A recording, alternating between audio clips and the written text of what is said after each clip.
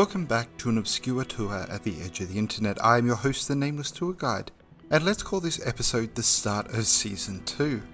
I hope everyone is still here, and apologies for the delays, especially to the Burgermeister and Agent of Providence who just showed up as the tour got interrupted. And welcome to everyone who found the tour during the break. I'll be sure to get through to your comments as I post this video. In this installment, we'll be leaving the blight-stricken world of men behind as we ascend to the glories of Enalondo. All that stands in our way is Sen's Fortress. But first to meet a character who's been waiting far too long for that introduction. One half of Velkus Caduceus, Framp the Kingseeker. And as we talk to Framp, notice his visual appearance, the red snake eyes, the dripping mustache of Dark, and the grinding teeth of a horse. Ah, hello. Was it you who rang the bell of awakening? I am the primordial Serpent, Kingseeker Framp, close friend of the great Lord Gwyn, chosen undead, who has rung the bell of awakening. I wish to elucidate your fate. Do you seek such enlightenment? Very well. Then I am pleased to share.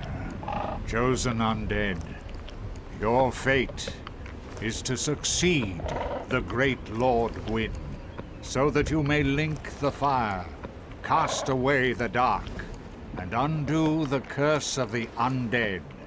To this end, you must visit Enalondo and acquire the Lord Vessel. Kingseeker Framp has given us our destiny, to succeed Gwyn, the Lord of Sunlight, and save the world from the dark. At first, all of this seems fairly on the level, but we are cheating a little bit on this tour as we are skipping one of the most important aspects of the truest Dark Souls lore experience, and that is the cyclical nature of the game. But if we did participate in that cycle and play through the game in New Game Plus or a new character, making different choices along the way, we will notice something odd about Framp in relation to the other aspects of the game. I am pleased to see you well. Is it something urgent? But before we get to all that, let's have a look at the role Framp plays mechanically in the game. We can feed Framp items, a symbol of our humanity, the things that weigh us down and keep us connected to this plane of Lordran. Framp will grind down those items permanently, freeing us of our connection to it, and in return we receive souls, the life force needed to continue our journey. The cycle of humanity and the soul, which we discussed at the beginning of the tour, this time with the Caduceus as the engine in the center. Those who seek the realm of lords must brave Sen's Fortress, a deadly house of traps. Many have gone before you, but none have returned. Fate has chosen you, but proceed with caution.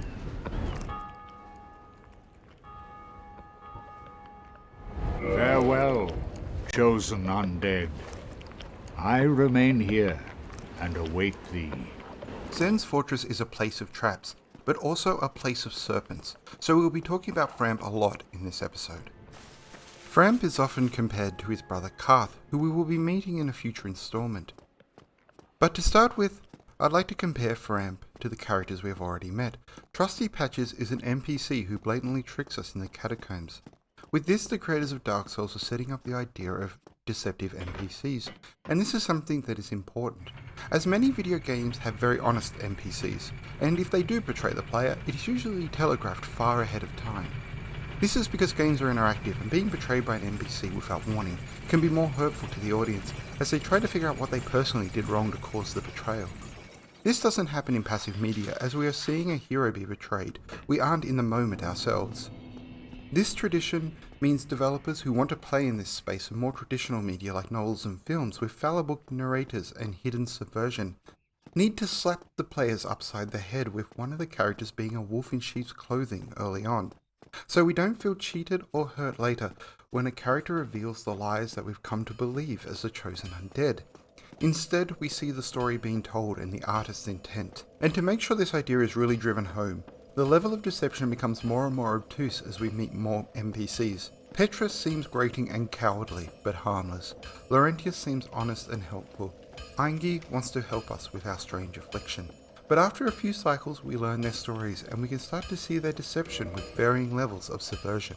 To start to understand Framp, we can look at the items associated with serpents. The covetous silver serpent ring. The serpent is an imperfect dragon and symbol of the undead. Its habit of devouring prey even larger than itself has led to an association with gluttony. This silver ring engraved with the serpent rewards its wearer with additional souls for each kill. This ring was found in the darkness of Nito's domain, along the path of the pilgrimage meant for Rhea and her party. Surrounded by skeleton pillars, the remains of the clerics of the Way of White. This ring represents an aspect of the Caduceus, the life force that pushes us forward on our journey, the half associated with King Seeker Framp. Framp gives us our destiny, to succeed Gwyn. This is important mechanically in the game as it frames the action and drives the player forward. This is Framp's role in the larger narrative. He, like Rhea, gives purpose and hope for those that seek it. What does it mean to succeed Gwyn and push back the darkness? This is an important question to ask to understand the motivations of Framp, even though in the grander scheme of things, this question is completely irrelevant. To start to see what this destiny means, we can look at the bull who inherited the domain of Gwyn. The +5 Divine Ember was found beneath a symbol of Priscilla and pursued by Velka, a symbol of Manus' early life. The +10 was found in an upturned grave, representing his downfall in the Age of Iron as a god, and the return as Father of the Abyss in the Age of Steel. Oh my, what a brilliant ember you have there. I've only heard legends of such specimens. The embers used for the secret rites of divine blacksmiths. Perhaps you could lend it to me. I've long dreamed of forging divine weapons.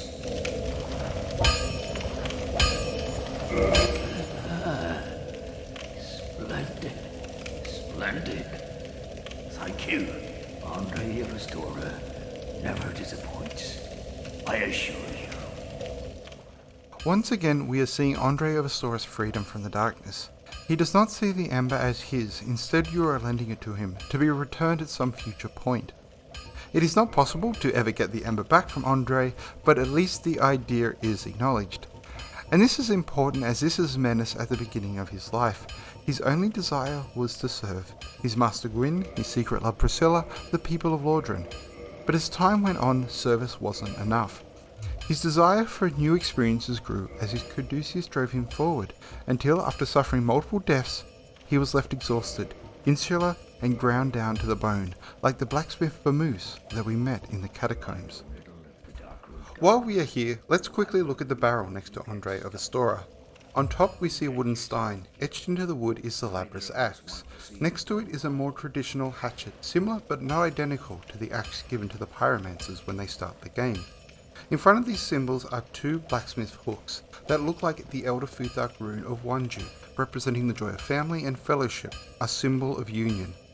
All of these are reiterations of symbols of menace we have already discussed throughout our tour, laid out simply and neatly next to Andre. Remember, the Labrys axe represents Manus as King of Astora. The Labrys axe is also an axe with two blades, two axes as one, another symbol of union, a symbol of Manus' forced marriage to Velka, that we also see represented by the gaping dragon in the depths. The Labrys axe was plunged into the giant rat's eye because Velka's love for Manus was what blinded her to his dangerous nature. A nature that Gwyn fully understood, and that was why he tried to flush Manus into the sewer in the era of Astora. The core of that dangerous nature was his humanity, which in Lordran can grow to become the two-headed serpent, the Caduceus, represented in the game by Framp, but also by the vagrants that are lost to time and space when their host dies. And here we are in Sen's Fortress, the final challenge on the way to Enolondo. To start, I want to point out how traditional the level design of this area feels. A rectangular space with pillars on either side. Two symmetrically placed snake men wait to attack. A pressure plate in the ground that releases a dart trap. Sen's Fortress feels like an old-school tabletop module, with an adherence to the square grid structure found on graph paper. A structure that we don't see in other places in Lordran except for Enolondo itself. The structure elsewhere is more natural. The areas feel as though they are lived in, as though they have formed naturally over time. Hidetaka Miyazaki, the director of Dark Souls, once talked about the creation of Sen's Fortress.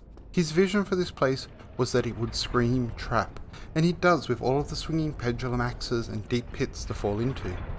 The idea of this place being a trap is also expressed through the design being so inorganic. We are looking at a giant elaborate rat trap. Now, if this place screams trap, I would say this place also whispers role-playing game. It is a subtle reminder, but a very important one at this moment for a number of reasons, that we are playing a game, something that is crafted. And that is something that may not be felt on the first conquering of Sen's fortress, but maybe on the second, third, or fifth time in the larger cycle of the game. All of this comes together to tell the story of this fortress. Andre of Astora called this place an old proving ground, a place where brave warriors came to test their mettle. But Gwyn called this place a fortress, a defensive structure used to secure an area. Because that's what this place truly is, a fortress. It is the last line of defense for Analondo, the city of gods, to keep all the fools with too much humanity at bay. And now to wildly change topics. Notice the slapstick comedy set up there with a serpent being crushed by a boulder out of nowhere. The moment sets up the idea that Dark Souls is a comedy as well as a tragedy, and in my opinion it is an extremely funny game. Now by the end of your time in Lordran you may think Dark Souls is mocking you or something you hold sacred, and you're probably right, but that's because it's laughing at everything. The ridiculous things we all do, lies we tell ourselves as we bumble our way through existence. And some of the best jokes are aimed squarely at the creators of Dark Souls themselves, as they explore the true nature of artistic creation through Velka's story. And personally, I look forward to deconstructing every single joke and explaining them in great detail, because that is the best way to deliver game lore and comedy. And now the Ring of Steel Protection. This ring belonged to the Night King Randall. It grants its wearer protection by boosting defense against physical attacks.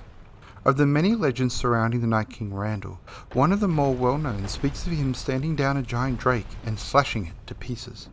Firstly, notice the floral shield-like design of the ring, similar to the crest of Artorias found with Andre. The next thing to note is steel is applied to the type of protection, not the ring itself. This ring existed before the Age of Steel. The ring is made of a different white metal, likely silver, associated with Ulyssil but also Priscilla, who has a close affiliation with silvery moonlight. In the Darkroot Garden, the ruins of Ulyssil, we found the wolf ring that told us about Gwyn's knight Artorias, who had a will of steel. The description of this ring speaks of Night King Randall, but the design points to Artorias. So what is happening here? We have discussed this already with Lloyd's talisman. Allfather Lloyd took the place of Gwyn and Havel after the fall of Ulyssil, at which time he claims to be in fact the uncle of Gwyn. Night King Randall is also a leader of the Way of White Undersea, the Scalers, and he steals his history from the legends of Artorias, who is defeated in Ulyssil. This deception is set up by Lloyd's character but can be used to explain the story of Night King Randall. Other hints towards something odd happening here is the Knights of Boldor that follow Randall guard the undead church now, but they wear iron armour, not steel armour. The Boldor shield is brown. The knights that are known for their steel are the Baronite Knights, the large transcendent knight that stood in front of the altar in the undead church when we first arrived. This ring belonged to Artorias, and it is found in this fortress because Artorias played the same role as this fortress. He was the last line of defense for Lordran. His job was to keep the dark at bay. So which drake is cut down by Artorias? All the scaleless dragons are defeated, captured, and eventually escape. Sif when he turns on Priscilla, Velka in Astora. The others we will get to later in the tour. The ring describes a drake being cut to pieces. This event is shown on the Caduceus kite shield held by Vince and Nico in Firelink Shrine, symbols of Velka and Gwyndolin. This ring tells the story of Artorias subduing Velka in Astora after she'd gone mad from Gwyn's betrayal, leading her to be locked up in the Northern Undead Asylum.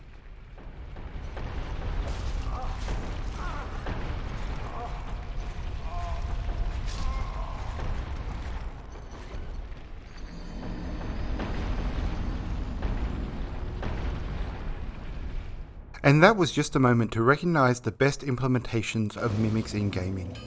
And also a reminder that Dark Souls is in fact a tragedy, not just a comedy. Mel Brooks once said, "Tragedy is what happens to me, comedy is what happens to you." Before I was eaten by the mimic, we found in Sen's fortress the other half of the Caduceus, the Golden Serpent, a symbol of Darkstalker Karth. And this ring will increase the drop rate of items, just like the humanity mechanic. The gold Caduceus is what keeps us grounded and attached to our existence, fighting the desire to transcend. And that is what is seen in the design of the rings. One is a large heavy serpent, while the other is wistful and light. At this point we are heading through the fortress again, this time in the cycle of the bonfire, but this cycle is emulated in the cycle of New Game Plus. Leaving the details aside for the moment, if you completed Dark Souls, the chances are you chose to succeed Gwyn and push back the dark. And you did so because the chances are you spent $15 on a Steam sale to see what all the fuss is about, and after not dying to the Asylum Demon, you decided to play and finish Dark Souls. And when someone says to you, go ring the Bell of Awakening, you do so. That is what you paid for, and hopefully you had a lot of fun along the way. Then someone says, you are the hero of light, and to head to Enolondo, and you do so, because this is a game. You are a hero of light and it's time to succeed Gwyn, the cool guy that looked like Zeus in the opening cutscene. Then you are asked to kill 4 complete strangers. Hey, it's a game, so off I go to save Lordran from the dark.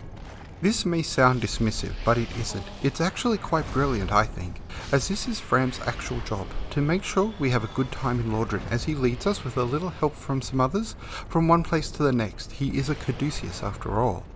And he does so by providing us with a traditional hero's journey, something people have found entertaining since the dawn of time. The problem for Fram is the setting for his traditional action-adventure has the corpses of previous adventurers strewn all over it. But like a character in a classical farce where a dinner party is falling apart around a hapless host, Fram pushes on with the elucidating of fates and the I will await these, in the hopes that no one notices the chaos. And for those of you out there who have seen this type of framing before and think it's a bit tiring, indeed it has been done before and sometimes it is very tiresome, but in my view nothing has done it like Dark Souls in both its execution and its simplicity.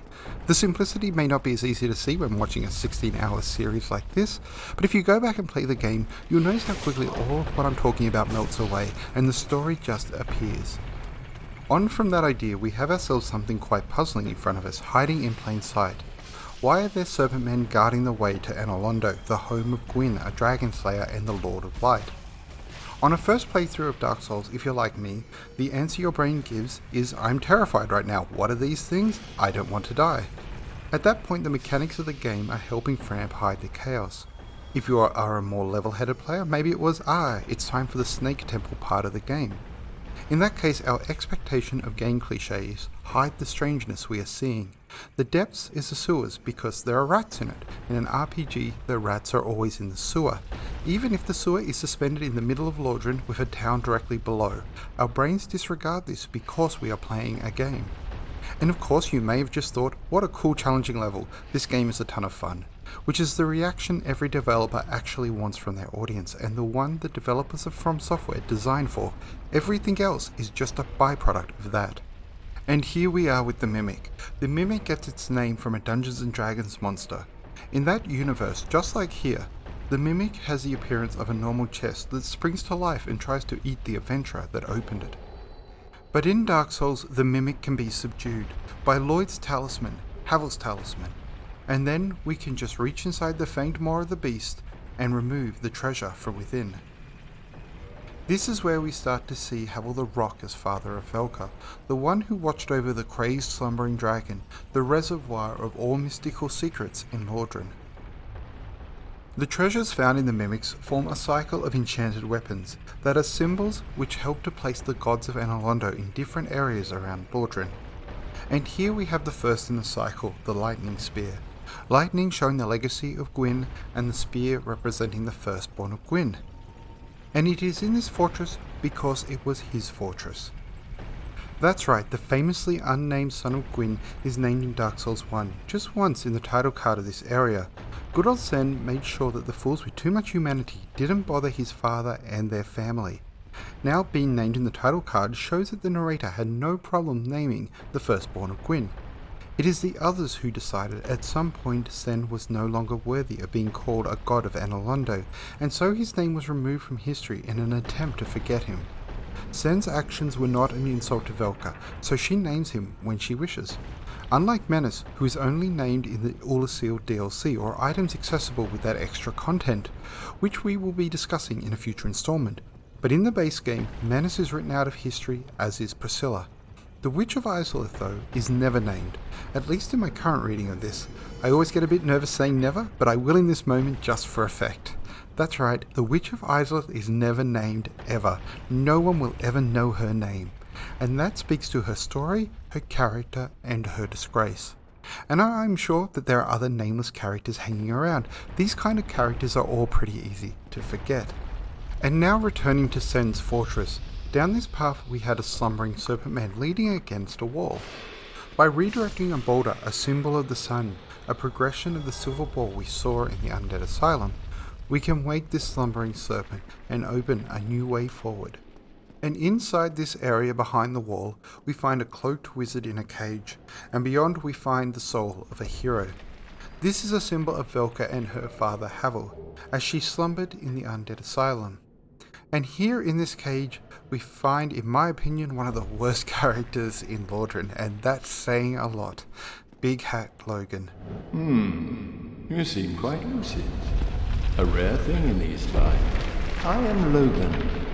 I'm a bit cooped up, as you can see. I have a bright idea. Suppose you set me free. I'm old and empty-handed, but I could repay you with knowledge and sorcery. This place is melting my mind. The inactivity is repressive. I was trying to figure out how to do this tour without this guy. I usually just leave him locked up, but we need him for later, so I will open this cage against all better judgment. Oh, heavens. Thank you. I'm safe, and I'd love to resume my travels, but I must log a few things first, and I owe you a favor. I will return to Firling Shrine. Speak with me there, so that I may impart my sorcery. Oh, hello. Don't mind me. Go on ahead. I'll be along later. Whoa, I'll be just fine, young man. And that's the despicable Big Hat Logan, a symbol of Velka. Notice he talks about being lucid, something that is more fitting to say to someone that is visiting you in an asylum, not trapped behind a wall where no one is going to visit. We are seeing Velka being awoken from her slumber. She has had enough of the night and wishes to return to the day. When we started the tour, I said Logan was a symbol of Seek the Scaleless, and then I changed my mind abruptly after the episode with the Crestfallen Warrior. And just in case you're wondering if I'll talk about that change, I absolutely will in another 20-minute Firling Shrine monologue, so look forward to that right after we descend from Anolondo, as it will make a lot more sense at that point. Returning to the Serpent Men of the fortress, why are they here? In fact, a lot of the symbols of serpents are here. Velka, the first mimic with teeth like a dragon, the covetous gold serpent ring, the vases are smooth like serpent eggs. We've already discussed the nature of the physical vessel in Lordran. The dogs that served the wily thieves of the basement are the remains of the warriors that fought for the love of the Daughters of Chaos in the First Age of Fire. Sen, the firstborn of Gwyn, oversaw that war. But then came Astora, and a new type of warrior was created, a single hero whose job it was to slaughter the weak and gather the fuel needed for the first flame, a creature that devoured others, some even larger than itself. This fortress was a place to trap the alligators that escaped from the sewer, and it seems to be built in the era just before Gwyn made his move for Priscilla, before Menace was exiled to Astora, as this place was built by Menace for Gwyn, who gave it to his son after the completion of Anolondo. And this is another example of Menace being a horrendous fool. He loved and trusted his master, even as he built the fortress that he designed to keep himself and his type out of the City of Gods. The serpents are the men and women who were the best amongst the smaller humanoids, the noble knights of Astora, no longer sacrificed in a barbaric war to feed the first flame, but grown, cultivated and harvested like cattle, and that is why this place looks like a giant brick slaughterhouse. Since the identity of Logan has changed, so has the identity of Griggs. The poor abandoned assistant Griggs is now the primordial serpent, the abandoned children of Velka. And here we find the armor set worn by Griggs, another symbol of serpents in this place. This also shows the start of the trail of assassins sent by Sif to eliminate Priscilla as she tried to take the reins of Lordran and create the utopia of Ulasil that we talked about in the last episode. And just as these black-cloaked sorcerers attempted to fix another mess caused by the gods by taking aim at a rogue weapon, so have the primordial serpents. We won't be driving poor Griggs hollow in this playthrough, which is achieved by purchasing all of his spells, but if we did, he would appear here, in this very specific jail cell where the inmate has escaped. Notice the bent iron bars coming inwards and the shattered wall behind leading to the Serpent Mage we just passed. A boulder has fallen from the sky and smashed through, freeing the serpent within. A symbol of the sun waking Velka by smashing down the oppressive walls of the night and showing there is indeed a new way forward. And on this platform we find the slumbering dragon crest ring. Start by looking at the visual design of the dragon on this ring. It is in the exact pose of the dead rat we found in the cell in the Northern Undead Asylum. The slumbering dragon crest ring. The ring was secretly worn by a certain surreptitious sorcerer at the Vinhelm Dragon School. The ring is engraved with an everlasting dragon in silent slumber and masks all sounds emitting from its wearer. This for me was the major design element of the game that gave Velka her identity as the black-haired witch and scaleless dragon, as this ring brings together all the different aspects of what Velka is, from the elements that are described in the many item descriptions associated with her to those that are implied. They can all be linked back to this single ring in one way or another. Now look at the icon used to show the effect of the ring. It is in the upper left hand corner below the stamina bar at the very end. As you can see, it looks just like the thief mask. This mask we found very early on, guarded by the wily thieves of the basement, right before the entrance to the Capra Demon's lair. It was found with the black leather armor set, and unlike most armor sets in the game, it did not match the rest.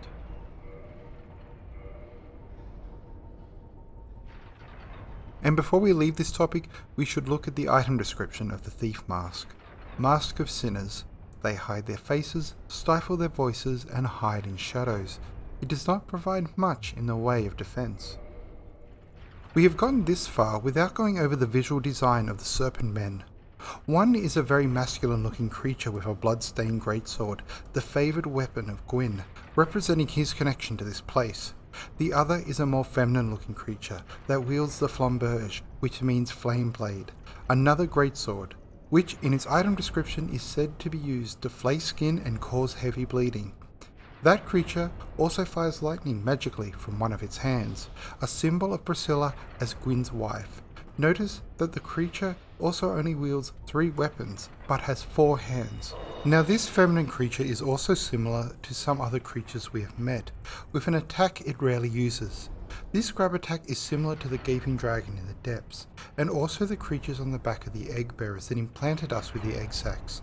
These are symbols of mothers. Now notice these serpent men have multiple meanings depending on the angle being taken.